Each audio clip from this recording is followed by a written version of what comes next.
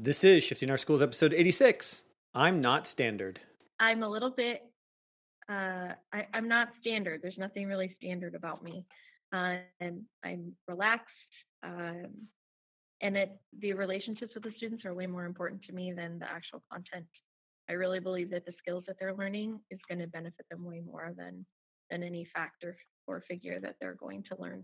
Listen up, educators. Are you looking to take your classroom to the next level? The technological shift in education is happening right now. If you're looking to integrate technology into your classroom, you're in the right place. Welcome to Shifting Our Schools with your host, Jeff Udick. Well, welcome back to another episode of Shifting Our Schools. Thank you for listening. Where does the time go? The end of the school year is near for many of us. Some of my friends are already out for the summer, while others are looking at 2 more weeks of school. Wherever you are in wrapping up the school year, I hope you take some time to sit and reflect on the year past. The students you connected with, the growth you saw in them, and don't forget the fun you had along the way. I love remembering the fun times I had with my classes, the time a science experiment went wrong and we laughed as a class, the time we had our inside jokes that only we as a class knew. Creating that community and those connections, that's what teaching's about. We all know that is the most important thing, and that is more important than the actual content that students learn. And today's guest fits that mold completely. Before we get started, today's guest, however, I have 2 things I would like to share with you that have kind of come out this last couple of weeks from me personally. First, my first ever peer-reviewed paper has been published. I was honored to work on the paper with Doreen Keller, who is an associate professor of the Master's in Teaching program at Whitworth University in Spokane. She came to me last July, said, hey, they want to do a special journal article on technology in the classroom. I think you'd be a great fit. Would you want to work on this with me? And so since last July, we have been writing this paper, going through the peer review process. And it's been so great to have Doreen, who's a professor at a university, kind of help walk me through the peer review process. Just a really good time to get down and really even solidify my own thoughts about what do I believe and where do I believe education is going. So I'm very honored that it was published in this latest issue. The paper was published in the Critical Questions in Education Journal by the Academy for Educational Studies. Doreen and I started working on the paper in July, as I said, and we made it through 2 rounds of reviews before it was published this week. The paper, which I'll record in a later episode in its entirety, I figured I'll just make it into a podcast here later this summer, but it is titled Becoming Relevant Again, Applying the Connectivism Learning Theory in Today's Classroom. The paper looks at the 8 principles of the connectivism learning theory and then breaks those down to what this might look like in the classroom and why using and applying the connectivism theory to the classroom needs to be something that educators consider in today's connected classroom. If we're giving every kid a laptop, we have to use learning theories that actually apply to the classroom of today that we find ourselves teaching in. If you want to read the paper, you can download it along with other great papers published in the issue of the Questions for Educational Studies Journal over at academyforeducationstudies.org. I'll also put a direct link in the show notes. So if you don't want to remember, academyforeducationalstudies.org. I will have a direct link in the show notes that you can click on. Not only was my paper published, but there were a lot of papers published in this journal, all of them focused on using technology in the classroom. Just some really good research and ideas around what do we need to be thinking about. Just some really good work, and I'm very honored to be a part of it. Also, I had the honor a few months back to be invited by Microsoft to take part in their Teaching Happiness webinar series they produce. It's a free webinar series that Microsoft produces that have where they have conversations with educators, academics, and thought leaders around education. You have to register for the free webinar series. It's free, but you have to go and register for it. But once you do, you get access to all the great conversations, mine, including all the others. During the shooting, I actually met a few of the other guests, and you're going to love hearing from them as well.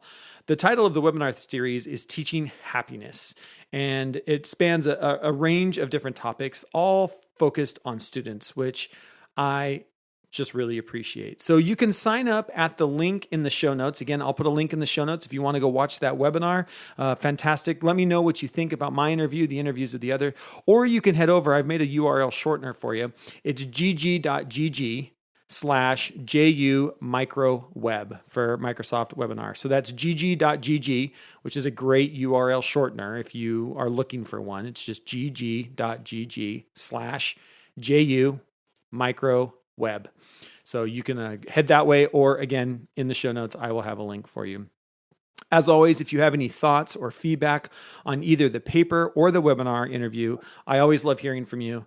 You can reach out via the hashtag SOS Podcast on Twitter, or stop by the sospodcast.org website and leave me a Flipgrid response, or shoot me a short message. Feedback is how we all get better, and I love hearing from you.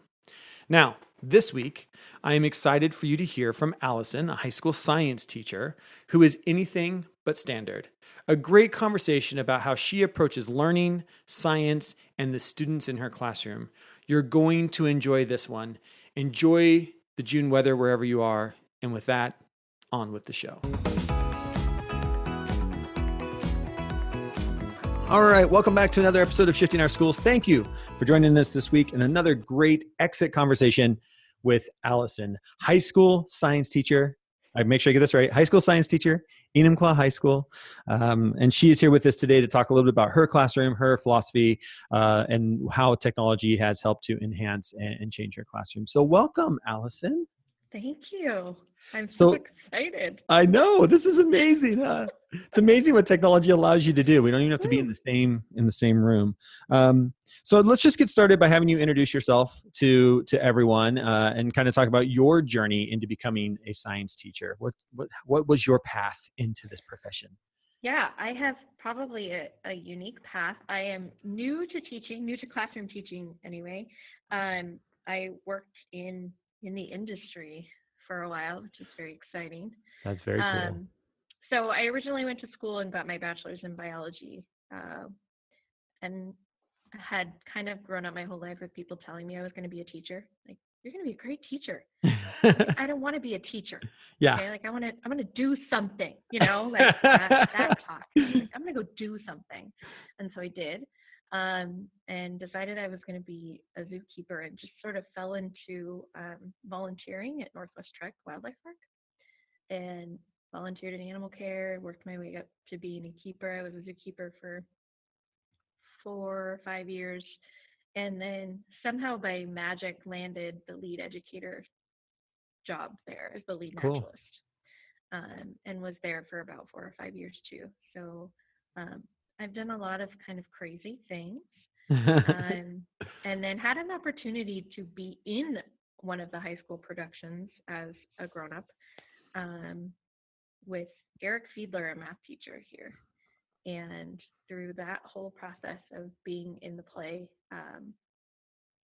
really realized that I needed more of a more meaningful interaction than the 30 seconds that you get with the public in that type of outdoor informal education setting. Yeah. And decided that I wanted the opportunity to build those student relationships and have a bigger impact. And so I quit my job and I went back to school and got my master's degree. And so now I'm in my second full year of teaching. So I'm at like 2.5 or something now. Wow. And got my dream job. The goal was to end up in Enumclaw, and I ended up in Enumclaw. So That's great. Very, very lucky. So. Yes. Very cool. So only second year teacher. That's great. So you're finishing your second year, or? So I taught, my first job, I taught middle school in Auburn. Okay.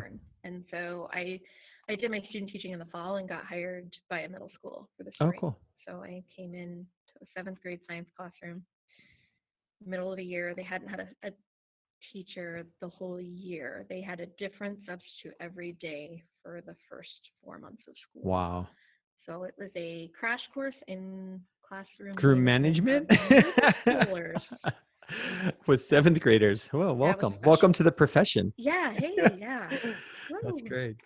That's great. We'll talk a little bit about your class, and I love, I love that when people have, for lack of a better term, had a real job, and then come to education, because I always find it fascinating, people who have done other things and then are able to bring those experiences for their students, and you being very much a science background, with all of your zoo experience and outdoor education stuff, to bring that into the classroom. How has that impacted kind of the philosophy, your teaching philosophy, the way you teach, and how do you kind of run your science classroom? What's the big things for you?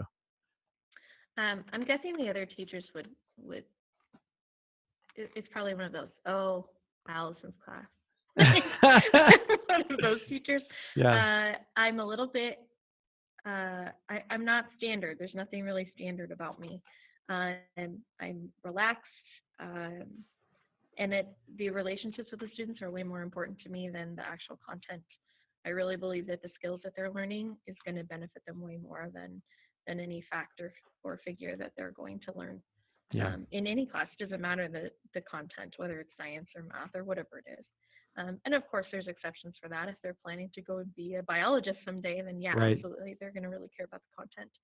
But I've really spent the year kind of honing that belief, that something that was always been a belief of mine, but how do I actually put that into practice and have it be meaningful in a classroom? And that's been the biggest journey of the year. I think, is how do I make that practical? How do I teach content? Because it's part of the job, like it's a requirement, right? Right. Kind of have to do that. But how do I get out of them what I think is the most important thing? And that has been rough. We did philosophy. Somebody was talking about developing philosophies for your classroom and like a mission statement. Yeah. We talked about that this year with our group. And it clicked for me at one moment. Somebody said, Allison, she just loves kids into learning. Loves kids into learning. I love that. Oh, okay. Yeah. I kind of get it. I kind of get it.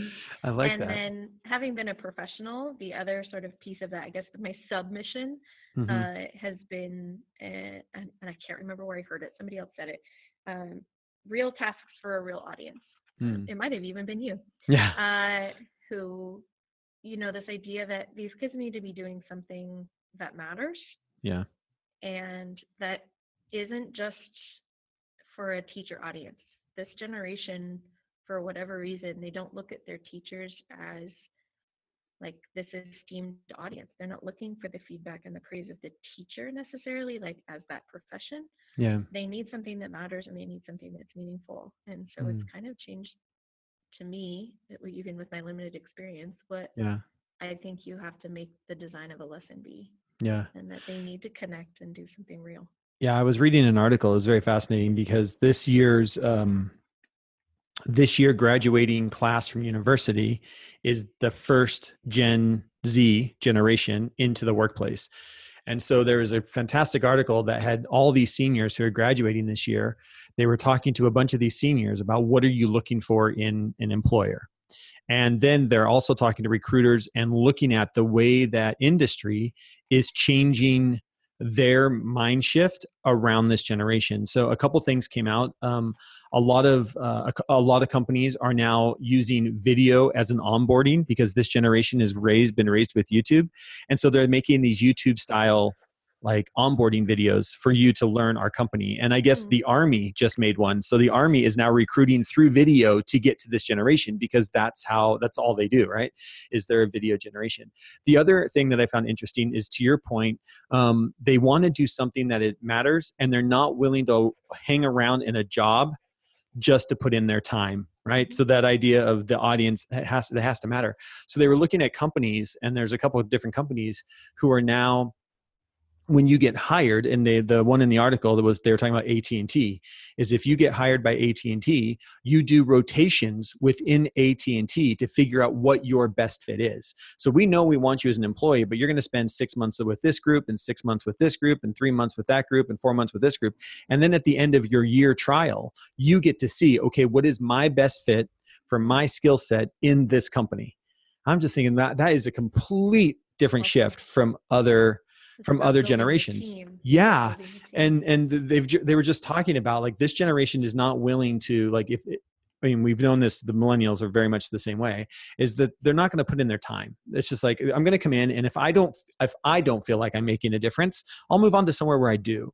And so it's trying to, okay, well, where do you fit that you feel like you're making a difference within our, that whole intrinsic feedback. So I just find that really interesting, to your point of like, it's got to be real and it's got to be meaningful.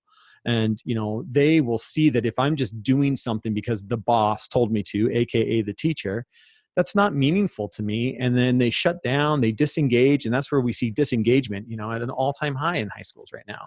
Because I think we've got this generation that just like, I'll like you and I'll respect you, but that doesn't mean I have to do work for you.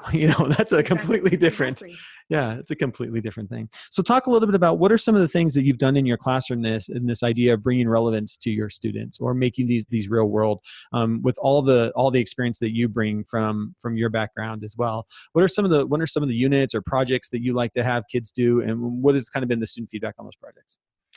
So I started this year. I like to theme my year so that I kind of have an inspiration to fall back on, because I'm a little bit abstract and I can get off track kind of easily. So if I give myself a focus, then I can come back to it. And so this year's theme for both my classes, I teach freshman biology and human anatomy, was that we're going outside. That's a quote. We're going outside. And so it really started off as like we're literally going to get up out of our seats and we're going to go outside of the classroom. We're going to do something, because life does not exist in a box. Yeah. And we did every Friday. I took my freshmen out and we did something crazy. And then I was like, you know what? I teach CTE, which is career and tech ed, and it needs to be related to careers. And I said, you know what? Going outside isn't just us physically getting up and moving. It's bringing the outside in. It's thinking outside the box, like it's this growth of the idea. And so I started bringing in professionals. I brought in a good friend of mine, John Prusich, who owns a company called The Falconer, and he brings his birds out to schools and teaches them. So we brought them in, and he spent a whole day. And a good friend of mine who's a dermatology PA came in and taught him how to do punch biopsies. Like we actually did punch biopsies. Wow. And I taught them how to suture this year, like just some crazy stuff that you just normally wouldn't do. And it's that skill and exposure to careers, which is really what I want them to know. There's more to science than being a science teacher. Yeah. And then really through the process of the Impress Me project, working with Gunnar and Steve, giving these kids some choice. And so they've spent the year with exposure to a lot of different opportunities, building websites we've done, blogging we've done, choosing their own topic and teaching us a little bit about something that they wanted to learn about, giving them a lot of sort of starts into things. Yeah. So that I could take the end of the year with my anatomy class. And I told them the very first day of school that in the last 4 to 6 weeks, no matter where I was in the curriculum, I was going to stop teaching and I was going to turn it over to them. And they were going to come up with some project that they wanted to do, and they would spend the last part of the year doing the project. And I just kept reminding them about it. I didn't give them any details, and they kept going, what are we doing? Mrs. A, when are we going to do the project? Can I do this? I'm like, okay. So last week, I finally introduced the project, and it was like their heads exploded, because the requirements on the project are like, it should be kind of science related, should be something you care about. It can be in any format, and then it has to have a real audience. And they were like, whoa. Okay, great. And so I developed this whole form for like writing down their interests and do you want to, are you thinking about being a teacher someday? If you're thinking about being a teacher, what grade do you want to teach? Okay, let's come up with a lesson to teach second graders. What does that look like? And guess what? I got a lot of connections. I'm going to find a second grade teacher that you can go and teach a class. Yeah. And you're going to go and do it, and you're going to reflect on it. And it's about that skill building, right? Being reflective on your own work and taking a risk and doing something that matters and creating a real product. Like if you have to go and do a lesson in front of a room full of second graders, you're going to put a lot more into it than if I'm like, hey, write me a lesson plan for second grade. And see what happens. So I've got some incredible things. We had our first meetings today, and I have some of the coolest projects going on. I have kids who are writing comic books. I have a kid who wants to write a choose your own adventure story. I Wow. have a kid that's going to make a short film, and he's writing the music for it. Like, he's Wow. underscoring this film, and his thought for the film is that there's going to be no dialogue. He's Hmm. going to tell the story with music Wow. and talk about the effects that music has on the brain, and that's his connection Wow. to Very science. cool. A lot of like job shadows, people who are thinking about going into the industry, so that's perfect. I have a kid who welds, who's going to weld me a full-size human skeleton. Like, are you kidding me right now? This is That's going to be the awesome. best project ever, even if only 4 of them finish it. Yeah. You know? Right. Yeah. Yeah. Like, just because they are all hopping down some different rabbit hole, Yeah. all 70 of them are doing Yeah. something different, Yeah. and they're excited about it. Yeah. Even the ones who are kind of unsure of what they're doing, Yeah. they're invested already. Yeah. Yeah. That's great. So, yeah. Very, very cool. I love it. Talk a little bit about, I know when I was there in March, you were doing, I think it's called Mammal Madness. March Mammal Madness. March Mammal Madness. Talk a little bit about that. I know it's something you can, and we'll link to it because I know it's a whole website that is ran by Yeah. somebody else that Yeah. does it. And I'll make sure there's For links sure. in the show notes for other science teachers who want to do that. Yeah. But kind of maybe just talk about it because I found that to be just what a great way to just learn about animals and have some fun around the idea of March Madness. It is absolutely the coolest. So it's kind of the brainchild of Dr. Katie Hindi. I always say it wrong. I think it's Hind, Hinde. And she actually, her regular job is she's a research scientist and she studies breast milk, like of all things. And you're like, Yeah. okay, really? Yeah. But I had an opportunity to watch her talk at a conference earlier this year, and she was talking about actually the science that she does. And it's just mind-boggling. I was so inspired. I came back and I lectured about it in my classes for 3 hours because it was just so cool. But she started this project as a way to increase awareness for endangered mammals and bringing in the idea of March Madness and creating brackets behind these mammals. And it was like a group of like 15 or 16 or something, like university people who like got together to play this game, and they developed it. And they started publicizing it, and it kind of just took off. It blew up. They have their own Twitter handles and all kinds of crazy stuff. And there's a whole website devoted to it. And I can't remember what year they're in now, but it's been going on for multiple years. There's thousands of schools across the world that participate every year. And very cool. The kids get to pick their brackets. This year, I built my own website to run the kids through. And it is set up, inspired by Tyler Rablin, who builds his own sort of module website. Yeah. So I used his as a platform to build my own and walk the kids through how to pick their choices. And they had to put it on a spreadsheet and share it with me. And it calculated points. I had running totals. The people who organize it, Dr. Hines, they make these hilarious puppet videos that like give a weekly recap of everything. It's hysterical. And the kids love them, I'm sure. Oh my gosh, yes. Yeah. And so I had like running scoreboards in my room for who was in the lead, and they had to beat me for extra credit. However many points they beat me by, they got extra credit in the grade that's book. cool. They were like, whoa, amazing. And then, you always get like bonus points, whoever's in last place, who's the worst at this game. Yeah. It's awesome. They would very cool. They had to build arguments. They actually did Flipgrid videos for who they thought was going to win and why. Yeah. These little promotional videos for who they picked to win the game. You'd have kids who were so amped up about like the tiger or some weird mouse nobody's ever heard of that you love. And this year they did, what did they add this year? There was a tag team. And so you could have like 2 animals that work together. So they were talking all about parasitism versus, species that work.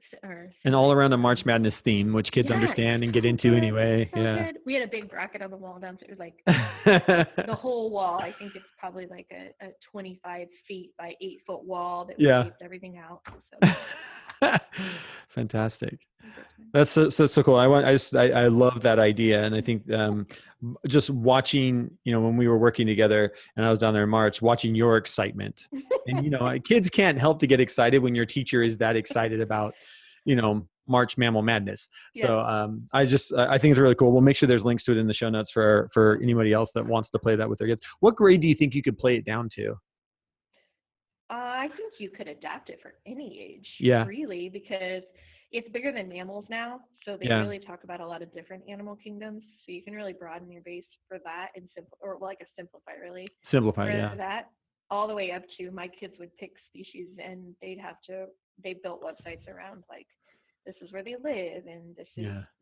how can we, if they're an endangered species, why are they endangered? Are there action steps, human impact kind of things that we can Yeah. do to make it better or Yeah. whatnot? I love it when you have platforms like that where you, the teacher, right? It's all about how far do you want to take this? You can make this as simple and basic as possible of like, we're just going to watch the videos and see who wins and plays the bracket, to you're going to be making videos and you're going to be looking at the habitat of these mammals. And we're going to be, looking at all these other things that you could build on top of a platform. So I love platforms like that. Even with our school, we have 7 science teachers, and we kind of, as a department, said, yeah, we're going to be involved, but each one of us was involved to a different extent. Like, very cool. I'm kind of hardcore and competitive when it comes to these kinds of things. So my intensity level is probably pretty high compared to some of the other teachers who were like, yeah, we'll watch the videos every week for sure. Right. You can keep track of your own score. Yeah. Yeah. That's cool. We had Gunnar on a couple episodes ago. So those of you that are listening, Gunnar was a conversation we had in episode 81. And he talked a little bit about a project that him and Steve did together, this kind of big project, and some of his takeaways and learnings as he's reflecting on that project, some of the things that when he tries it again, what are his takeaways from trying this big, kind of open-ended project that the three of you worked on this year. And so people can go back and you can listen to Gunnar's take on it, which is fantastic, in episode 81, but kind of talk about what, from your angle, as you reflect on that project that you guys did. And again, it was Gunnar is an English teacher, right? Mm-hmm. Correct. You were science and Steve was social studies. Yeah. And so we had the three of you bringing your kids together to do this project. What was kind of your big ahas or takeaways from trying to do a project at that scale, and then also just the open-endedness of it? The biggest one, it's kind of funny because Gunnar teases me because I'm the yes man. Like, I will try anything, and he's the brainchild. So he has these crazy ideas and I'm always like, yeah, let's do that. That's great. Yes, that's going to be awesome. And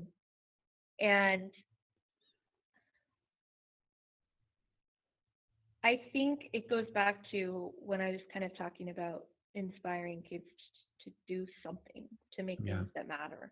And I think we really missed the mark on how we introduced the project. And that's kind of how I got to this final project in anatomy. Is we were trying so hard to make the content fit together and for it to be meaningful academically and educationally, that we forgot that these kids, if they want to learn something, they're going to go and find a video on YouTube. Yeah. If they want to learn something, they're going to go where they need to go to find the resources, for the most part. Yeah. But if you're really talking about making a project impress you or matter or be far-reaching, those are the skills that they sort of go, what? I don't know what I'm doing. Yeah. And that part where they still need us. They need us to facilitate things. They need the access to the resources that we've built over our lifetimes. Yeah. And they need the experience to help guide their own experience. Does that make sense? Yeah. No, I love that. And that's where, I guess if it missed the mark there, that we really wanted to say, here, take it, run with it, do it, and tried to be as hands-off as possible. Yeah. And as much as I wanted to be, I'm as much as I'm the yes man, I'm also the mom in the group. Like, I'm the mama bird, and Gunnar's like the scary one. And he's like bad cop. He's like angry dad. Yeah. And like Gunnar is or not Gunnar, but Steve is like the organizational dad. Yeah. Like he keeps the household running. Yeah. Basically. Yeah. And I'm the one who's like, oh, should we help him a little bit? Like, can we just tell them this one thing? I'm going to go sit with that table and see how they're doing. Yeah. That one. And they were like, no, we're not helping. We're not going to, Yeah. no, let them go. I'm like, okay, fine. Yeah. Okay, fine. It's fine.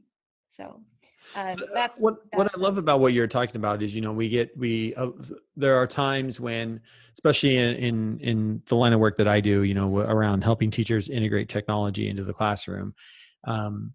There's so many times that, teachers are frustrated. And I know it comes from a place of frustration, but they'll be like, well, if we're going to do it this way, then why are we even teachers anymore? Why do we still need teachers? And like, they throw this out to me all the time. Like, we're just going to be replaced by computers until you try to do something like that. And this is why I love you and Gunnar and Steve telling telling the story, because it wasn't the success you wanted it to be. It wasn't a complete failure on the other end. I mean, learning still did occur, but we need to, I love hearing teachers reflect to say, yeah, here's what we learned. And I love that all of you are learning, like, yeah, the teacher still really matters. Having a caring adult to put some structures in place really matters when you're building projects like this. And I think that is a great thing to remember, is you can have all the technology in the world. You can learn anything you want, but it's the people that you're surrounded with that give meaning to your projects, that are able there to encourage you or to kick you in the rear, or, whoever plays their role helps to keep you organized. You surround yourself with those people. And that's why teachers still matter. And why we're not going to see all different kinds. You Yeah. need the mama bird teacher, and you need the bouncer in the corner, and Yeah. you need the organizational guy, the A-type. Yeah. And it's just great. We just watched a film, School in the Cloud. Hmm. Have you seen that? I haven't. No. Oh my gosh, this guy. What's it called? School in the Class? School in the Cloud. Oh, School in the Cloud. Yeah, and this former IT guy was looking outside his window, and his like the wall borders right up against the slum. And so he was like, I wonder what would happen if I gave these kids access to technology. Mm-hmm. And so he literally cut a hole in the wall, puts a computer in it, and just doesn't maintain it at all, just sees what kids do with it. Yeah. And it evolved into this huge project where he builds a school in a small village in India. And it's just a room with computers. He was like, let's change the face of education. What happens if we just give them technology? And he learns throughout the way, obviously success and failure. These kids can teach themselves technology. We know that, right? They can teach themselves anything. Yeah. But then what do they use it for? Well, if you don't guide that piece of it, if you don't direct them in some way towards what they're doing, not hand-holding necessarily, but hey, like, why is, and they use this in the movie, why is a teardrop shaped the way it is? Why is it pointy on top and round on the bottom? Yeah. And he went through this whole science of pedagogy. Like, how do I formulate a good question? What does that look like? And it was so practical and applicable that it was really inspiring for me, because I think that's where I falter. I have all the philosophy, I have all these good ideas, I know what we should be doing, but nobody's done it. And so how do I make it a reality? How do I make it practical? And he had gone through that kind of experimental process where by the end of it, he knew you need a new question, but you couldn't just put these kids in a room. They had to have a facilitator. And so he didn't call them teachers. He didn't put educators in the room. He put just grandma. He called it the nanny web or something like that. Yeah. It's hysterical. It's grandmas, literally grandmas, who would Skype with these kids in India and ask them random questions and encourage them. Yeah. And then facilitators in the room who would help guide or clarify things. Yeah. And that's the role, right? Yeah. They don't really need us to hand them facts. Yeah. They have access to the textbooks without us. We know that. Yeah. But they don't have someone encouraging them and guiding them and leading them in the right direction. Yeah. And that's what the profession is turning into. Yeah. I love that. I'm glad. I'm excited. Yeah. And I agree with you. I think the education as a profession is in that shift as well of what is our role. We are still very much needed. We're not going away, but I think our role is changing philosophically. and we're having to try and come up with that, redefining what our work looks like. Talk a little bit about that. I think that's a great segue into just computers in your classroom. You're in a one-to-one Chromebook environment in the science classroom. I mean, one of the things, whenever I'm talking to science teachers, I'm like, good luck trying to teach from a science textbook these days. I mean, as fast as science is changing literally by the minute, just the amount of information that we have. I can't imagine what that would do for a classroom. So maybe talk a little bit about that. Is what has that meant for your classroom that every kid's had a laptop, had a Chromebook for you? So Chromebook is really invaluable, because when you talk about science changing so quickly, there's nothing better than having those kids go and find that information themselves. Yeah. My anatomy classes this year, I took kind of a big risk, and I taught a full unit on immunology this year. And vaccinations and really kind of walking the fence, walking the line on that one. Especially with the measles outbreak here in the state of Washington. Well, but that was the thing. That's perfect. Is I would lay in bed at night and I'm flipping through the news and I saw this article what do you mean there's a guy in Seashack Airport with the measles? Yeah. And my first thought was, oh my gosh, I have to share this with my kids. Yeah. And so I did, on my phone or on my Chromebook. I'm like, oh my gosh, I'm sharing this article. It shares straight to my Google Classroom. Yeah. It pops up as a notification for them. Some of these kids are reading it, in the middle of the night, and they're already responding oh my gosh, I can't believe it. My mom works there, or we know about this. And so since I sent that first article, now they're watching the news. They're paying attention. They're keyed into this stuff that's actually happening in the real world and evolving and changing. And how is what they learned herd immunity? They understand why it matters that the high school vaccination rate is 95% or higher. Yeah. That is important. We need that, if we're going to stop the outbreak, that, what does that mean versus another school that's only 72%, Yeah. And they get it. That's real life, and that's happening right now. Yeah. And as versus the video, I started the whole unit out with a video about polio. Yeah. That happened in the 50, 60, 70 years ago now. Right. And they're like, okay, well, yeah, great. Yeah. Polio, that polio doesn't mean anything to me. And I'm like, okay, yes, polio is still an issue because of this. Yeah. This is this, but it's so much more real when they're like, oh, did I go to the Bunny Lake Clinic last week? I don't know. And now I had kids who were like, can I call my mom right now and make sure that I have my measles vaccine? Oh my goodness, you guys. So, but if they didn't have that technology, or if we were a school that wasn't pro technology, we're limiting so many things. We're not providing them the opportunity to go and explore and to learn what's a real site and what isn't, what is valid, what isn't, what's the truth and what's not. And I spend a lot more time teaching how to evaluate a source. Which is huge. I mean, quite honestly, maybe even more valuable than anything else I taught this year. How do you know what you're doing is real? And how do you read a statistic? Right? Yeah. Because a lot of our so news good is in so science. much based in statistics and graphs and percentages, and nobody really knows what those mean or how to look at the data themselves. Exactly. So both my freshman and my anatomy have really had to look at that. I love that. That's so good, bringing that stuff into science. Because you're right, everything is statistically, right? Like the whole measles outbreak, they were talking, it's just statistics coming at you. And how do you slow that down? How do you slow the information down? How do you look at it critically? How do you know what is it that you're going to believe, and what has background? Where can you go to educate yourself so that you are in the right spot? I just love that. Yeah. I think science is the one. I was working with another school district who are getting ready to adopt a science curriculum, and they didn't know if they were going to have enough money for laptops. And I was like, well, I know where you can find the money. The science curriculum, you've got standards. We've got amazing science standards. Yeah. And you've got this thing called the internet, and science is moving so quickly. The textbook, if you have a textbook, it's a great foundational piece, but there's so much out there.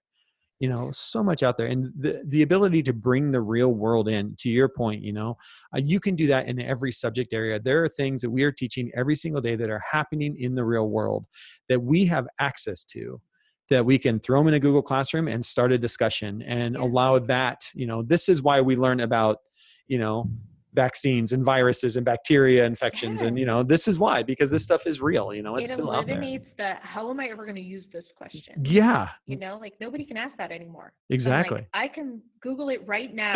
And find a news article. You know what? I'm not going to Google it right now. You Google it right now. Yeah. You have the device either in your hand or sitting in front of you on the desk. Yeah. Like you can do it. Alexa is in my classroom. I don't know if you know that. No, Yeah, she sits on my desk and we ask her questions. Oh, there she is. There she is. Turn her off.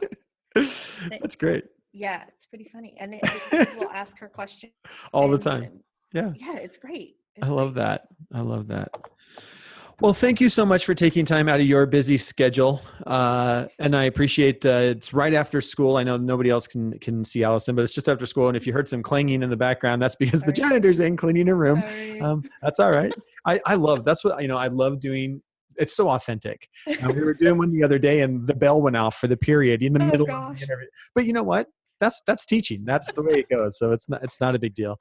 It is. So, but thank you for taking time out of your busy schedule. I know we're getting down here to just about a month left to school and it starts to get pretty hectic. So I appreciate you taking a half hour or so with us today and just talking about your classroom and some of the stuff that you're doing in biology. So just really exciting stuff. And thank you for the year of learning with me and teaching me so much about high school science as well. I really appreciate all you offered in the cadre and the cohort this year. So I can't thank you enough for that.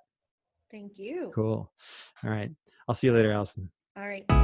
Thanks so much for listening to this episode of Shifting Our Schools with your host, Jeff Udick. For more great content and to stay up to date, visit sospodcast.org, facebook.com/Jeff Udick, and on Twitter @JUdick. If you enjoyed today's episode, please leave a review and subscribe, and we'll catch you next time on Shifting Our Schools.